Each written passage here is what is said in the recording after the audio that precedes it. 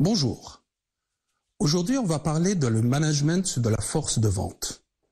Manager la force de vente implique la mise en place d'un ensemble d'outils de gestion qui permettront effectivement de piloter toute l'activité commerciale de l'entreprise. En effet, chaque entreprise, qu'elle soit multinationale, qu'elle soit moyenne entreprise ou qu'elle soit très petite entreprise, a besoin de vendre. A besoin de vendre pour pouvoir dégager les ressources nécessaires à sa survie. Cependant, dans un contexte effectivement concurrentiel, on se retrouve avec les difficultés de commercialisation et des difficultés de vente. Donc, il ne suffit plus de vendre, il s'agit aussi de mettre en place toute une stratégie commerciale visant à développer l'activité commerciale de l'entreprise. C'est ce qu'on appelle la gestion commerciale au sein d'une entreprise. Qu'est-ce que la gestion commerciale? La gestion commerciale s'occupe de toute la chaîne nécessaire à la production de biens, de services, en vue de leur vente. Mais lorsqu'on parle de production de biens et de services, ceci passe du back-office au front-office. C'est-à-dire que c'est l'ensemble de la chaîne qui se charge des prévisions de vente, des réalisations des ventes, mais aussi du suivi de la pré-vente. À ceci s'ajoute toute l'activité back-office de l'entreprise, à savoir toute la chaîne logistique et celle même qui s'occupe des achats. Et donc, lorsqu'on parle de gestion commerciale, ceci implique effectivement une organisation globale de l'entreprise orientée vers le client.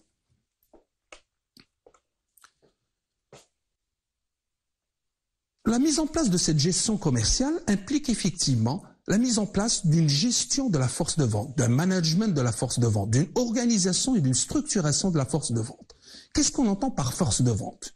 Une définition communément utilisée porte à donner que la force de vente est l'ensemble du personnel chargé de rendre visite, de recevoir les clients et enfin d'assurer la promotion de la vente et de la pré-vente. Lorsqu'on parle de rendre visite, c'est-à-dire que déjà, on parle de vendeur itinérant. C'est un vendeur qui va se déplacer chez le client pour pouvoir présenter ses produits, promouvoir l'entreprise ou les produits de l'entreprise et enfin commercialiser et négocier des contrats. Ou encore recevoir des clients, c'est-à-dire que ce sont des vendeurs sédentaires qui se trouvent à l'intérieur de l'entreprise, qui ne sortent pas et qui se chargent de l'accueil, de l'orientation, du conseil et enfin de la commercialisation des produits. La promotion de la vente, la promotion des produits passe aussi par un système de prospection, de recherche de clients et de communication. Tout ceci nous mène vers une logique simple qui dit que l'importance de la force de vente est indispensable au niveau de l'entreprise. Pour l'entreprise, la mise en place de cette force de vente implique l'exercice d'un certain nombre de fonctions. Première chose, certes, les vendeurs vont vendre, négocier, conclure des contrats, décrocher des marchés. C'est la base même de l'activité du vendeur ou du commercial. Deuxième chose, la prospection. Ils vont partir à la recherche de nouveaux clients, analyser leurs besoins, identifier l'évolution du marché, analyser la concurrence, un ensemble d'éléments qui permettront effectivement à l'entreprise d'adapter ses produits, d'améliorer ses produits et de mieux commercialiser ses produits. Troisième point, la fidélisation de la clientèle. Fidéliser une clientèle implique effectivement que je vais gérer mon portefeuille, assurer le suivi des clients, analyser leur satisfaction et permettre par la suite d'augmenter les ventes ou de décrocher de nouvelles commandes.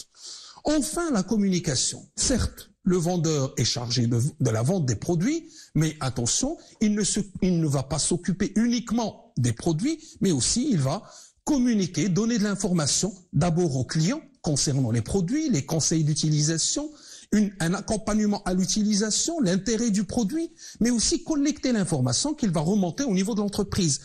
Effectivement, il est le premier interlocuteur, le premier intermédiaire entre l'entreprise et le client, et donc les informations vont circuler dans les deux sens. Tout ceci en vue d'un objectif ultime recherché par l'entreprise, qui est effectivement la rentabilité, dégager des bénéfices, et enfin assurer la pérennité de l'entreprise et de l'existence de cette entreprise. On peut donc dire que la force de vente joue un rôle d'intermédiaire entre l'entreprise, ses produits et ses clients. Entreprise, parce qu'elle va communiquer, elle va utiliser, elle va réaliser les objectifs fixés par l'entreprise, le produit parce qu'il va présenter les caractéristiques des produits, et enfin les clients parce qu'il va chercher à satisfaire les besoins de ces derniers. Pour ce faire, ils vont utiliser un certain nombre de méthodes, d'outils, de techniques de vente, et qui vont être spécifiques à chaque entreprise, à chaque produit, à chaque client, et qui vont permettre effectivement d'atteindre les objectifs ultimes de vente de l'entreprise. Pour pouvoir mettre en place ces outils, pour pouvoir mettre en place ces équipes, l'entreprise est obligée de mettre une organisation commerciale, une structure appropriée en fonction de ses propres objectifs et qui vont lui permettre effectivement de développer leur compétitivité. L'organisation, la structure de cette force de vente implique nécessairement de tenir compte d'un certain nombre de variables internes et externes à l'entreprise. Première chose, nature des produits. Quel type de produit je vends? Produits simples, produits complexes, produits industriels, produits de consommation normale, etc. Quel type de client j'ai en face? Est-ce que effectivement c'est des particuliers, c'est des consommateurs, c'est des intermédiaires, c'est des industriels, c'est de la profession libérale, etc. Et donc, face à cette complexité des produits, des clients, de la nature du marché, de la concurrence, on va mettre en place toute une stratégie ou une structure organisationnelle pour manager cette force de vente. Différentes structures se présentent. Première chose, on peut dire que je peux structurer mon organisation ou ma force de vente par secteur. Par secteur, c'est-à-dire que tout simplement, je vais diviser selon l'espace géographique. Les uns vont travailler dans la première ville A, à Rabat. Les autres vont travailler au niveau de Casa, d'autres à Kenitra, d'autres à Agadir. Et donc, je vais avoir une répartition territoriale au niveau des produits. Comme je peux effectivement dire, il y a telle équipe au niveau de telle zone, tel secteur, tel quartier uniquement par rapport à la ville. Cette stratégie est intéressante si le commercial ou le vendeur peut commercialiser l'intégralité de la gamme de l'entreprise. Tous les produits se ressemblent, complémentaires, etc. On pourrait effectivement mettre en place une organisation par secteur. Mais lorsque les produits sont différents, techniquement différents, technologiquement différents, destinés à des utilisateurs différents, dans ce cas, la segmentation ou la répartition, l'organisation de cette force de vente va se faire effectivement par produit. Par produit implique tout simplement que chacun va maîtriser une gamme précise de produits, une catégorie précise de produits qui va cibler une clientèle bien précise. D'autres techniques de structuration ou d'organisation de la force de vente passent par la structure par rapport au marché, par rapport à la demande, par rapport à la nature des clients qui vont consommer. Si je m'adresse à des administrations, je m'adresse à des entreprises ou je m'adresse à des particuliers, je peux avoir une organisation spécifique à cette catégorie de clientèle, de telle sorte effectivement à cibler chaque catégorie par rapport à des besoins spécifiques qu'elle va ressentir. Enfin, la solution la plus simple ou la plus utilisée par les entreprises, c'est effectivement d'utiliser une structure mixte. Ne pas privilégier uniquement la région, le secteur, ne pas privilégier uniquement le produit ou le client. Dans ce cas, on va procéder à des combinaisons produit-secteur, produit-client, produit-marché, marché-produit-client, et ainsi de suite. On peut faire des combinaisons qui vont nous permettre de répondre effectivement à la réalité de notre structure ou de notre organisation. Pour pouvoir organiser cette force de vente, effectivement, on peut mettre en place un processus, on peut schématiser un processus qui passera par 4 étapes. Dans un premier temps, on définit d'abord les objectifs à atteindre. Quels sont les objectifs qu'on souhaite atteindre? En termes quantitatifs, qualitatifs, etc. Combien on va vendre? Quelle part de marché on va avoir? Tout un ensemble d'objectifs qu'il faudrait fixer. En fonction de ces objectifs et en fonction des caractéristiques de l'activité de l'entreprise, on va déterminer la taille de la force de vente. Cependant, cette détermination de la taille de la force de vente va être influencée par les objectifs et de même, les objectifs vont être influencés par la taille de la force de vente. C'est-à-dire que si je veux recruter un effectif assez important, je vais me poser la question, est-ce que effectivement j'ai les moyens de gérer effectivement, de recruter, de rémunérer, de motiver cette équipe importante? Et donc, peut-être des fois, je vais revoir à la baisse ou à la hausse mes objectifs en fonction de la taille de ma force de vente. Troisième étape, Une fois la taille identifiée, une fois l'effectif identifié, il faudrait le recruter.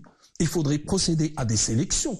Il faut procéder effectivement à une formation de cette équipe, à une constitution, à une dynamisation de cette équipe, à une répartition, à une affectation de ces équipes, par secteur, par produit, par client, etc.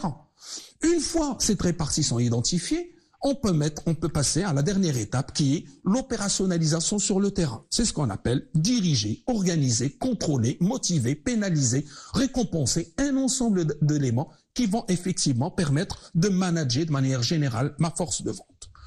On va commencer par la première étape, à savoir la définition des objectifs. Comme mentionné tout à l'heure, les objectifs varient d'une entreprise à l'autre. Si je suis une petite entreprise ou une grande entreprise, on ne va pas fixer les mêmes objectifs.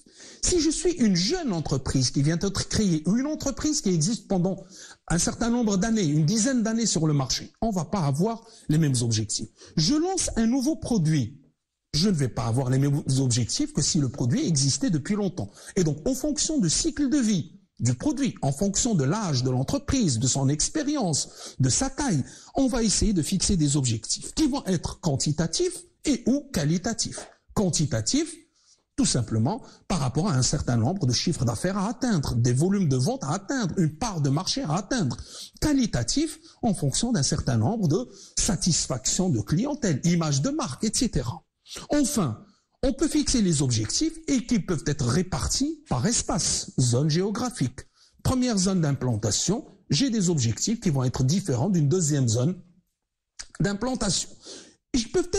Mes objectifs peuvent changer dans le temps. C'est-à-dire que tout simplement, je peux, dans un premier temps, dans une première semaine, le premier mois, avoir des objectifs à court terme, quitte à augmenter par la suite mes objectifs ou les revoir à la baisse au fur et à mesure. Et enfin, je peux avoir une organisation ou une fixation des objectifs par personne, par membre de l'équipe. Non pas pour l'ensemble de l'équipe, mais par type d'activité. Chacun ses compétences, chacun ses performances, chacun son expérience, chacun sa façon de travailler. Et donc, automatiquement, je peux fixer un certain nombre d'objectifs différents d'une personne à l'autre. Comme je peux fixer des objectifs différents en fonction de la nature de la clientèle. J'ai tel client qui effectivement consomme, c'est un gros consommateur, c'est un grossiste, c'est un revendeur ou un particulier petit consommateur. Et donc les objectifs peuvent être différents d'une catégorie de clients à l'autre.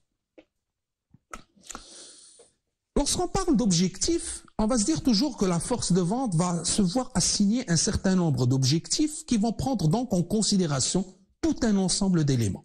D'abord la nature du marché, comme on l'a mentionné, la position recherchée sur chaque marché, par rapport aux concurrents, par rapport effectivement à la notoriété de l'entreprise, etc. Par rapport aux objectifs même stratégiques de l'entreprise. Oui, moi je lance un produit et je compte m'implanter dans un nouveau marché. L'implantation, la nouvelle implantation dans un nouveau secteur, dans un nouveau marché, dans une nouvelle ville, dans un nouveau quartier, implique la fixation d'objectifs qui vont varier et qui vont évoluer dans le temps. Et bien sûr, en fonction de la conjoncture économique. La conjoncture économique permet effectivement d'adapter ces objectifs par rapport à une réalité du terrain auquel on ne peut pas échapper. Un ensemble de facteurs permettant effectivement de dire que les objectifs vont varier d'une entreprise à l'autre et donc toute la difficulté de la mise en place de ces objectifs par le responsable commercial, par le responsable de cette force de vente, signifie tout simplement qu'il doit respecter un certain nombre d'éléments. Première chose, les objectifs doivent être réalistes, ni trop faciles, ni trop démesurés, ni trop compliqués. Et donc, automatiquement, il faudrait que mes objectifs permettent à chaque vendeur, effectivement, de pouvoir les atteindre avec un degré d'effort assez important. Ces objectifs doivent être spécifiques, les adapter par rapport à chaque individu. Un vendeur expérimenté ne va pas se voir attribuer des objectifs comme un jeune vendeur qui vient d'être recruté. Et donc, automatiquement, il faudrait mettre en place un système, effectivement, d'adaptation des objectifs qui vont les rendre spécifiques. Oui, atteindre tel pourcentage. Oui, il faudrait augmenter le chiffre d'affaires, mais de combien? J'aimerais bien augmenter mon chiffre d'affaires, mais il faudrait fixer un taux d'augmentation de 1%, 2%, 10%. Ça dépend des personnes, ça dépend des produits. Et donc, il faudrait que je puisse mesurer cet objectif. Vérifiable. donner la preuve qu'effectivement, que l'objectif a été signé, a été atteint. Je donne un exemple. Dégager un chiffre d'affaires ou réaliser un chiffre d'affaires implique effectivement que j'ai des bons de commande qui sont signés, j'ai des factures, des règlements, et donc laisser une trace, avoir une trace qui va permettre de vérifier l'atteinte de l'objectif. Un autre élément qui est important, c'est que l'objectif doit être défini dans le temps, délimité dans le temps. Réaliser tel chiffre d'affaires dans un mois, dans une semaine, dans une journée.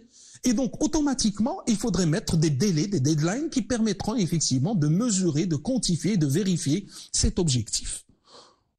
Un autre élément aussi important, c'est la responsabilité. Il faut que l'objectif soit responsabilisant. Je ne vais pas dire que j'ai pas atteint mes objectifs parce que les autres n'ont pas fait. Chacun est responsable de ses propres objectifs. Chacun va être évalué sur ses propres objectifs. Et bien sûr, une fois que j'ai atteint mes objectifs, il faudrait que l'objectif soit gratifiant. Gratifiant dans le sens où il va y avoir une reconnaissance. Peut-être une rémunération additionnelle, une commission additionnelle, des primes d'atteinte d'objectifs, ou tout simplement une évolution de carrière, des postes de responsabilité de plus en plus importants au niveau de l'équipe. L'objectif, on a dit au départ que effectivement les responsables vont mettre en place des objectifs, mais ils le font bien sûr en concertation avec les équipes. L'aspect participatif dans la fixation des objectifs est un élément important parce que effectivement, chaque collaborateur va négocier en fonction de ses propres moyens. Chaque collaborateur va s'impliquer et va être responsabilisé en fonction des engagements qu'il va prendre au départ et auxquels il va être associé dès le début de la mise en place des objectifs. Et enfin, un objectif doit être fixe. Il ne faut pas s'amuser à changer les objectifs en cours de route. Oui, vous n'avez pas atteint, on revoit à la baisse. Vous avez dépassé, on augmente les objectifs. Déjà, l'objectif, c'est un élément prévisionnel qu'il faut mettre en place. Et donc, par rapport à cet élément, il faudrait l'analyser, le vérifier, le contrôler et donc détecter les anomalies qui ont poussé à dire oui, l'objectif n'a pas été atteint et donc quelles sont les corrections nécessaires. Il a été dépassé, peut-être qu'au niveau des prévisions, on a commis une erreur. Et donc, tout ceci pour dire qu'un objectif, s'il est mal défini, il va être mal perçu, mal mis en place, mal opérationnalisé, mais lorsqu'on fixe des objectifs qui sont clairs, qui sont nets, qui respectent un certain nombre de normes, on peut dire qu'effectivement que le rôle du responsable est mis en place et donc ce n'est qu'à partir de ce moment qu'on peut entamer la démarche d'identification de la taille, de le recrutement de la force de vente et de l'organisation de son activité sur le terrain. Exemple, on va prendre un certain nombre d'exemples d'objectifs. En termes de volume, c'est le chiffre d'affaires, le volume de vente, la part du marché, et donc qui permettent effectivement d'évaluer, de vérifier, de déterminer de manière claire ces objectifs. Rentabilité, bénéfice, marge commerciale, ou taux de réduction. Certains vendeurs, effectivement, pour faciliter la vente, pour essayer de déclencher l'acte d'achat chez le consommateur, ils seront enclins à donner des réductions de plus en plus importantes. Ces réductions, certes, permettent d'augmenter le chiffre d'affaires, mais d'un autre côté, ils vont minimiser le bénéfice même réalisé par l'entreprise. Objectif de position concurrentielle. Ma position par rapport aux concurrents, ma position par rapport aux autres entreprises. D'un côté, ça peut être la part du marché au niveau de l'entreprise, part du marché atteinte, visée et à développer. La présence, la notoriété, la qualité, le taux de satisfaction des clients, etc. Donc tout un ensemble d'objectifs qui permettront effectivement d'organiser, de cibler ma force de vente. Le point suivant nous permettra de répondre à une question que tout responsable d'une force de vente se pose. J'ai des objectifs à atteindre, combien de personnes je dois recruter? Combien de personnes sont-ils nécessaires pour pouvoir atteindre cet objectif? C'est une question qui paraît simple au départ. Oui, quel est le nombre de vendeurs? Mais attention, c'est difficile parce que d'un autre côté, si le nombre de commerciaux augmente, les charges augmentent, le coût de vente augmente et donc ça peut se répercuter sur la performance. Mais si le nombre de commerciaux augmente, ça veut dire aussi que le chiffre d'affaires peut augmenter, les ventes vont augmenter et donc la performance de l'entreprise peut augmenter. Et ce sont donc deux éléments qui vont se tirailler d'un côté et de l'autre et qui pousseront effectivement à une réflexion sur les techniques et les moyens de détermination de cette taille de la force de vente. Différentes méthodes peuvent être utilisées, du plus simple au plus complexe. Il y a des méthodes qui sont très simplistes, d'autres qui sont assez complexes, qui permettent effectivement d'identifier la taille ou le nombre des vendeurs en fonction d'un certain nombre d'indicateurs précis. Première chose, première méthode, une méthode économique simple, c'est la méthode de l'analyse marginale. Je recrute jusqu'à ce que le dernier me rapporte moins. Deuxième méthode, la méthode de division. Tel volume de vente, tel volume d'activité, je divise et je trouve le nombre de vendeurs. Charge de travail, telle charge de travail, telle activité par personne, je divise et je trouve le nombre de vendeurs. Des méthodes qui sont assez fréquentes, qui sont utilisées en fonction d'un certain nombre de secteurs d'activité. Première méthode, la méthode d'analyse marginale. Il s'agit tout simplement de calculer un ratio simple, chiffre d'affaires réalisé sur les coûts engendrés par les vendeurs. Chaque vendeur que je recrute va me permettre de générer un chiffre d'affaires. Et chaque vendeur que je recrute va générer un coût. Le rapport entre ces deux va me permettre effectivement de dire quel est le ratio de rentabilité ou de performance de ce vendeur. Je recrute jusqu'à effectivement ce que le dernier vendeur recruté, le vendeur marginal, commence à générer une productivité ou un ratio inférieur à la moyenne de l'ensemble des vendeurs. Pour illustrer tout ça, on va voir un exemple chiffré. Partant de l'hypothèse suivante, j'ai un historique de vente au niveau d'une entreprise par rapport à 3 vendeurs que je recrute, A, B et C, qui ont des chiffres d'affaires 1,5 million, 2,5 millions et 2 millions, mais chaque vendeur, en fonction de ses déplacements, en fonction de ses efforts, en fonction de sa pertinence, sa performance, va générer des coûts qui vont être différents. 150 pour le premier, 200 pour le second et 250 pour le troisième. Et je me pose la question, je voudrais recruter j'ai besoin d'un vendeur additionnel. Vu le volume d'activité, vu la conjoncture actuelle, je vais recruter un 4e vendeur.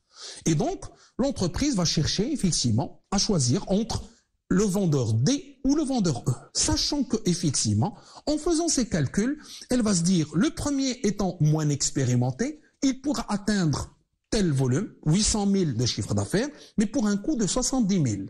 Alors que le second, beaucoup plus expérimenté, permettra effectivement d'augmenter le chiffre d'affaires à 1,2 million et les coûts à 130 000, avec des coûts de 130 000. La réflexion va se faire effectivement en disant, réellement, au niveau de mon entreprise, par rapport à mes 3 vendeurs, quel est le coût moyen? Quel est le ratio moyen? Je calcule le ratio, chiffre d'affaires sur coût pour le premier, qui est égal à 10, chiffre d'affaires sur le coût 12,5 pour le second, chiffre d'affaires sur coût 8 pour le dernier, et au total, je vais avoir un ratio de 10. Pour les 2 autres, pour les nouveaux, pour le choix, D va permettre effectivement d'avoir un ratio de 11 et E, un ratio de 9. En fonction de cette méthode, en utilisant cette méthode, j'aurai tendance effectivement à dire le vendeur additionnel que je vais prendre est le D. Pourquoi? Parce qu'effectivement, il a un ratio de 11,4 par rapport à 10 et qui est supérieur à l'autre. Mais cette méthode n'est pas nécessairement bonne parce que si mon objectif était d'augmenter ma part du marché, même si effectivement le ratio n'est pas bon pour le vendeur E, effectivement que je recruterai le E, parce que l'objectif étant effectivement d'augmenter. Mais si l'objectif était d'augmenter la performance ou la rentabilité de l'entreprise, je prendrai le D. Tout ceci pour dire qu'effectivement, que l'entreprise, en fonction de ses moyens, en fonction de sa stratégie, en fonction de son objectif, elle va effectivement utiliser la méthode ou les méthodes qui vont être adaptées par rapport à chaque situation. Cette séance arrive à sa fin. Je vous remercie pour votre attention et à la prochaine séance, Inch'Allah.